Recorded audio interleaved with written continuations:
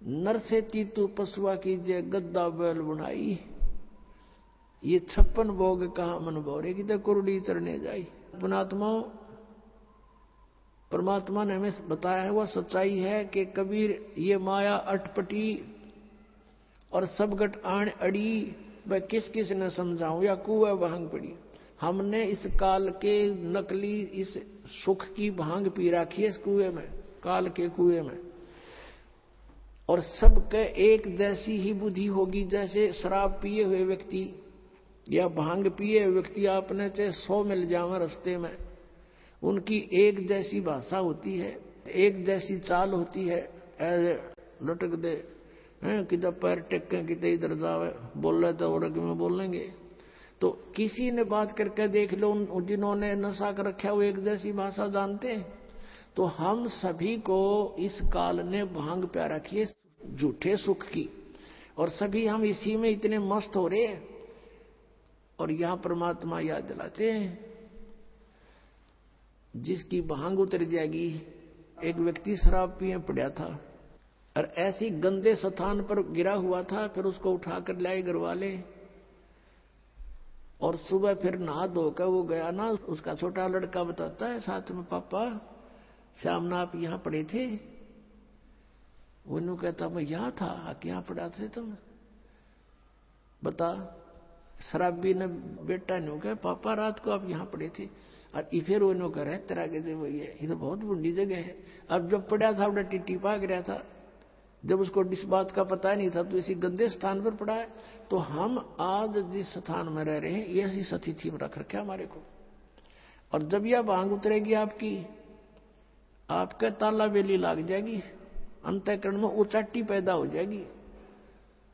अब क्या है, इस काल ने तो हमारे को बुरी तरह फंसा रखा। पुण्यात्मा सत्कर मान लेना, पहले तो दुख में पीड़ रखा, अब परमात्मा के दरबार में आओगे आपको सुख होगा, और सुख में फिर आपने सोचोगे ठीक काम चल रहा है, अरे थोड़े दिन में फिर भूल पड़ने लग जाएगी। तो इसके लिए परमात्मा कहते हैं, सुख के माथे पत्थर पड़ो, नाम हृदय से जावे, बलिहारी उस दुख के जो पल पल नाम रटावे। अब कबीर साहब कहते हैं, आपने ये धारणा बनानी चाहिए कि आग लगाई से सुख का जिससे भगवान की भूल पड़े। हे भगवान, ऐसा सुख भी ना देना जिससे आपकी भूल पड़े, ऐसा दुख भी दिए रखना परमात्मा। धन्य है वो दुख जिससे आप याद आओ, आपके ऊपर कष्ट आए, आपने सब जगह ट्राई की, नहीं बात बनी, आप यहां भी ट्राई करने आए हैं कुछ तो। और यहां तो यह बात पक्की बनेगी जब मन में आपने सच्चे दिल तो भक्ति की और नाम ले लिया था। मर्यादा रखनी पड़ेगी, तो फिर आपको ये सुख तो होंगे ही होंगे, लेकिन इन्हीं सुखों तक सीमित मत रहना। यहां आने वाले को एक आगाह किया जाता है कि बरुवाला आश्रम आने से पहले आप केवल दुख निवारण कराने के लिए उद्देश्य लेकर मत आना। यहां उद्देश्य लेकर आओ कि हमने जन्म मृत्यु के कैर से बचना है। उसके साथ ये तो आपको फ्री ऑफ कॉस्ट रूंगे में दिए जाते हैं, रूंगे में। ये जो संसारिक सुख है, आपके कष्ट निवारण है, तो रूंगे में दिए जाते हैं। ये हमारा बिजनेस नहीं है, यहां हमारा उद्देश्य नहीं है।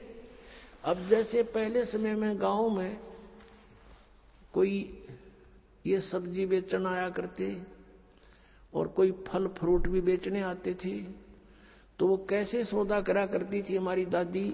उस समय ऐसे सौदे हुआ करते थे जैसे गेहूं का बेला भर लेगी और उसकी तराजू में डाल दिया, और वो उसको कणक के कोई 2 बार कोई 1.5 बार ऐसा, उसके बदले में 2 बार जैसे सब्जी तोल दी गेहूं के बदले में।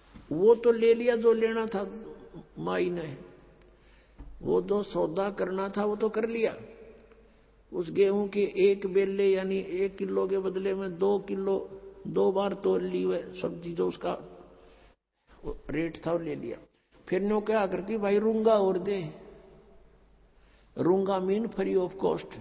वो फिर 1-2 और आलू घेर देती, नो कह ना भाई और दे, वो 1-2 और घेर देता, उसको रूंगा बोला करते, रूंगा। तो यहां कहने का भाव ये है कि जो असली सौदा है वो तो आपका जन्म और मृत्यु का दुख बटेगा यहाँ पर। और तो ये संसारी छोटे मोटे कष्ट आपके ऊपर हैं, कोई घाटे बाधे के दुख हैं, ये तो रुंगे में दिए जाएंगे यहाँ पर आपको, रुंगे में, फ्री में। ये सौदा नहीं हमारा, ये तो आप डिमांड करते हो इसलिए ठा के दे दिए, 2 आलू खा लो। तो ये जो आपके ऊपर जो कष्ट आए हैं, कोई प्रेत बाधा है, या कोई किसी ने श्राप कर रखा है, कोई घायल गलवा रखी है, या कोई पाप कर्म प्रारब्ध का दंड है, ये तो रूंगे में काटेंगे कबीर भगवान। आपका असली रोग तो जो है जन्म और मृत्यु का है। अब क्या बताते हैं, नरसेती तू पशुआ की जय गद्दा बैल बनाई, ये 56 भोग कहाँ मन भोरे, कि तकुरेड़ी चरणे जाई। पुणात्मा, हमने इस काल के इस झूठे सुख की भांग घनी पी रखी है, और हमारा आज यकीन ना होता कि हम गधे भी बनेंगे, और हम कुत्ते गधे सुअर बनेंगे, और वो आहार करेंगे जो आज वर्तमान में कुत्ते गधे कर रहे हैं। उसके लिए याद दिलाते हैं, सुखदेव ने 84 भुगती बना पजावे खरवो, तेरी क्या बुनियाद पुरानी, तू पेंडा पंथ पकड़े वो। कहते सुखदेव जैसे ऋषि ने 84 लाख प्राणियों के शरीरों में कष्ट भोगना पड़ा। सुखदेव ने 84 भुगती बना पजावे खरवो, और तेरी क्या बुनियाद पुरानी, तू पेंडा पंथ पकड़वो। कि सुखदेव ने 84 भुगती, गधा बन गया पजावे पे। पजावा होता है यहाँ पर, पजावा होता है जैसे कुम्हार लगाते थे पहले, उसमें ईंटें पकाते थे, और ईंटों के पकाने के बाद जो राख बचती थी उसके ऊपर ही और लगा देते थे, उसको कहीं डालन की जगह नहीं होती थी उनके पास, उसके ऊपर ही फिर दूसरी वर्ष लगा लेते थे, फिर तीसरे वर्ष ऐसे, तो बहुत ऊंचा ढेर हो जाता था। और गधे पे नीचे से कच्ची ईंटें डालते हैं उसके कमर के थैले पे, और नीचे से कच्ची ईंटें ले जाते हैं, कच्ची उतारते, पक्की फटाफट ठोक देते हैं उसके ऊपर, और फिर देकर डंडा नीचे को धक्का दे देते हैं। 1 सेकंड की भी उसके पास समय नहीं है, नीचे से भी लद्दा जाता है, ऊपर से भी लद्दा आता है, और कमर टूट जाती है गधे की।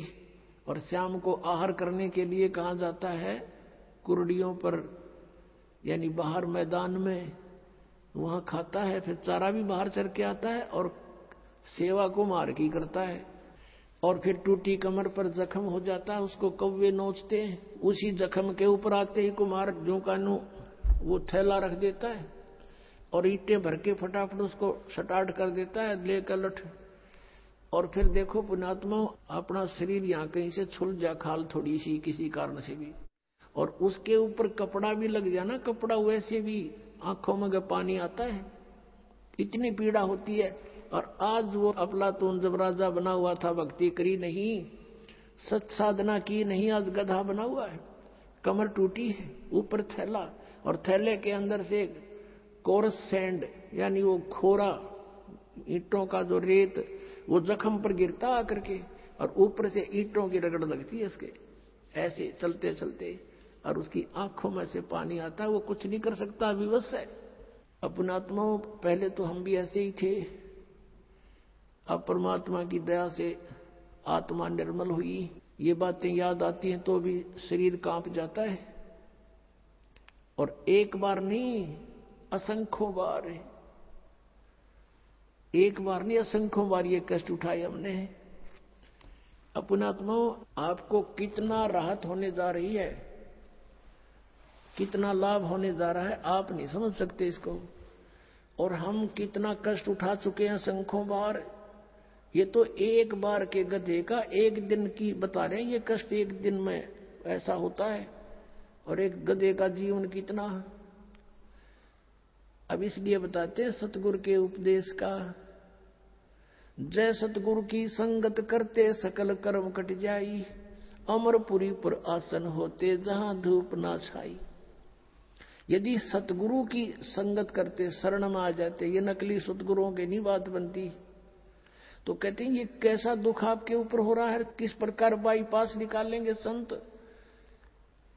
अब कितने दुख होते हैं प्राणी पर। आध्यात्मिक मार्ग को आध्यात्मिक घटनाओं से ही तोला जाता है, किसी के कहने मात्र से नहीं। आपको दिखाते हैं कि इतिहास एक पुण्यात्मा का उसके ऊपर कितनी आपदाएं आई, और जो धन आपको प्राप्त होने जा रहा है, जो ज्ञान और भक्ति और विधान आपको मिलने जा रहा है, उससे आपको कितना बेनिफिट होगा, कितना राहत मिलेगी। अब परमात्मा कहते हैं धर्मदास तो 1,00,000 दुहाई, और ये सार शब्द की दबार न जाई। आज तक जो परमात्मा ने इस तत्व ज्ञान को और इस तत्व नाम को, सार नाम को, असली मंत्र को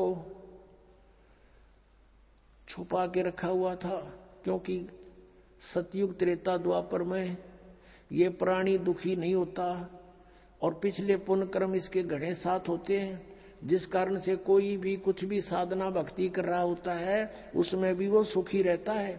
वो ये सोचता है मुझे इस साधना से ये सुख प्राप्त है। इस कारण से सतयुग त्रेता द्वापर में परमात्मा ने काल को छूट दे दी थी। इसने प्रार्थना की करके मांगा था और कह दिया था ठीक है भाई, 3 युगों में हम नहीं ले जाएंगे प्राणी, और चौथे युग कलयुग में हम ले जाएंगे। तो कलयुग से पहले का कोई इतिहास दिखा दो, कोई मुसलमान न्यारा बना हो, या ईसाई अलग बना हो, या कोई जैनी अलग बना हो। हम वेदों अनुसार साधना करते रहे, एक ही हमारा इतिहास था। वर्ण केवल कर्म आधार से थे।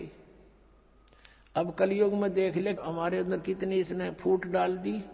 कोई हिंदू बनाया, कोई मुसलमान बनाया, कोई ईसाई बनाया, कोई सिख बनाया, कोई कुछ बना दिए, हमें अलग अलग पाट दिया।